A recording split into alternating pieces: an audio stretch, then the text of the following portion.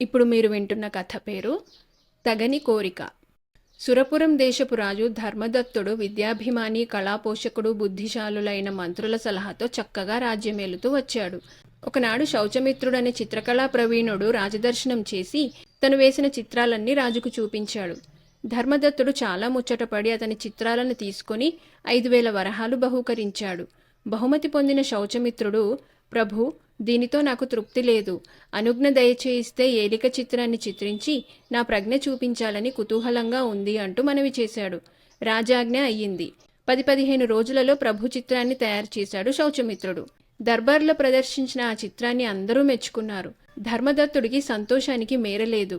నువ్వు మా ఆస్థానంలో ఉండవలసిన చిత్రకారుడివి, నెలకు 10,000 వరహాలు పారితోషకం అన్నాడు రాజు.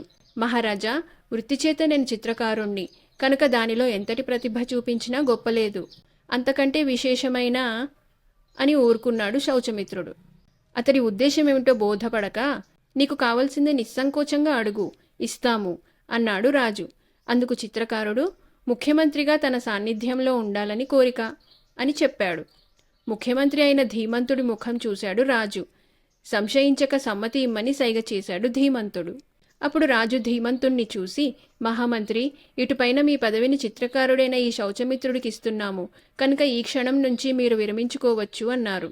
మంత్రి ధీమంతుడు ప్రభువుకు నమస్కరించి వెళ్ళిపోయాడు. మర్నాడు సాయంకాలం రాజు వాడుక ప్రకారం వాహ్యాళికి బయలుదేరాడు. రాజు వెంట మంత్రి శౌచమిత్రుడున్నాడు. ధర్మదత్తుడు కొత్త మంత్రితో అది ఇది మాట్లాడుతూ ఒక కొలను వద్దకు వచ్చాడు.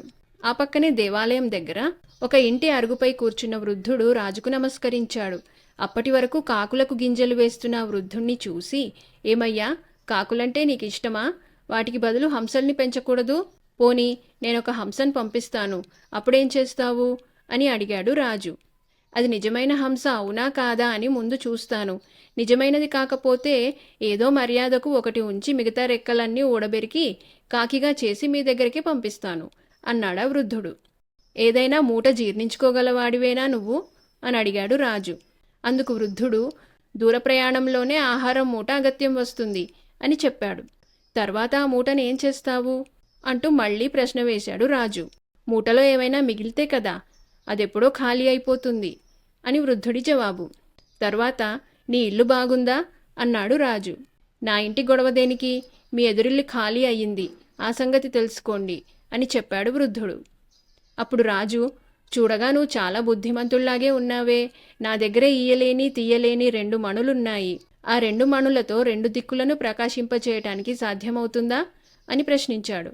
దానికి వృద్ధుడు, సాధ్యపడదే, ఒక్క మణితో ఎంత ప్రకాశం కలుగుతుందో రెండింటితోనూ ఒకే దిక్కున అదే ప్రకాశం ఉంటుంది అంటూ బదులు చెప్పాడు. ధర్మదత్తుడు మంత్రితో సహా ఇంటి దారి పట్టాడు. ఇక రాజభవనం సమీపిస్తుందనగా మంత్రిని చూసి, మా సంభాషణలు విన్నావు కదా, వాటి అర్థమేమిటో చెప్పగలవా అని అడిగాడు. అందుకు శౌచమిత్రుడు, ప్రభు, అవేమిటో నాకు ఒక్కటి బోధపడలేదు, అంతా అయోమయంగా తోచింది. మీ ఉభయములు ఏదో తమాషాగా మాట్లాడుకున్నారేమో అనుకున్నాను అన్నాడు. మహామంత్రివై ఉండి ఇదే బోధపడలేదంటే ఎలా?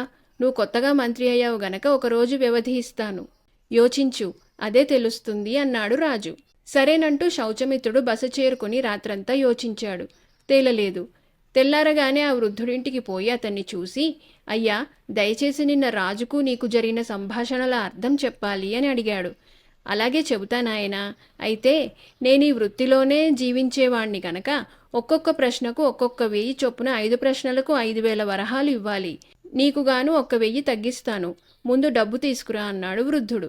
శౌచమిత్రుడు ఇంటికి పోయి 4,000 వరహాలు మూటకట్టి తెచ్చి వృద్ధుడికి ఇచ్చాడు. అప్పుడు వృద్ధుడు ఇలా చెప్పాడు. రాజుగారి మొదటి ప్రశ్నగా, ఒక హంసను పంపిస్తే ఏం చేస్తావని. నిజమైన హంస అవునా కాదా అని చూస్తాను. నిజమైనది కాకపోతే రెక్కలన్నీ పీకి మర్యాదకొకటి ఉంచి మీ దగ్గరికే పంపిస్తానని నేనన్నాను. ఇది అటుంచు, చివరకు తెలుస్తుంది.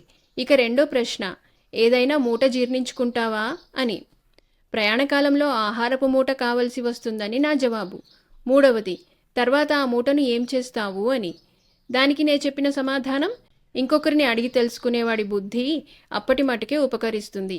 అలాగే ప్రయాణకాలపు ఆహారం మూట తాత్కాలానికే పనికి వచ్చి తర్వాత అంతటితో ఖాళీ అయిపోతుంది.